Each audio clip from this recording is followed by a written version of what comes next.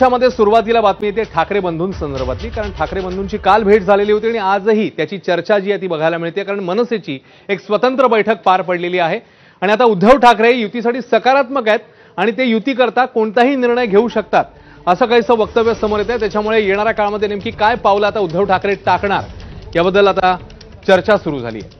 उद्धव ठाकरे राज ठाकरेंसोबतच्या युतीसाठी सकारात्मक असल्याचं मनसे नेते बाळा नांदगावकरांनी म्हटलं, त्यामुळे पालिका निवडणुकांआधी दोन्ही भाऊ एकत्र येणार असल्याचे स्पष्ट संकेत मनसेकडून देण्यात येत आहेत। तसंच उद्धव ठाकरे युती करता कोणताही निर्णय घेऊ शकतात असे ते म्हणतात।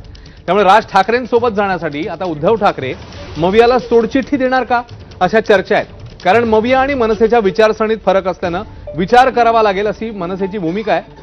त्यामुळे भावाला टाळी देण्यासाठी उद्धव ठाकरे नवी राजकीय खेळी खेळणार का पाहणं महत्त्वाचं आहे। एकंदरीत उद्धव साहेबांची जर तुम्ही भूमिका पाहिली तर त्यांची भूमिका अशी दिसते की आम्ही दोघा भावांनी एकत्र यायला पाहिजे, मग त्यासाठी ते कुठल्याही गोष्टीला ते तयार आहे आणि त्याच्यामुळे परंतु अजूनपर्यंत या विषयावरती काही डिस्कशन आमचं झालेलं नाही, काय करायचं काय नाही करायचं, पण चर्चा चालू आहे एवढं मात्र निश्चित आहे, पण या विषयावरती काही चर्चा नाही। महाविकास आघाडी तयारी दाखवली तर मनसे काँग्रेस बरोबर जाईल का? म्हणजे हा हायकमांडचा विषय आहे, त्या विषयावरती मी बोलणं पण उचित नाही। या विषयावरती तेच बोलते ते, आणि तुम्हाला कल्पना आहे की विचारसरणीमध्ये फरक असतो, ध्येय धोरणात फरक असतो, दिशा, या सगळ्या गोष्टींचा विचार करावा लागतो। त्याप्रमाणे राज ठाकरे साहेब त्याच्यावर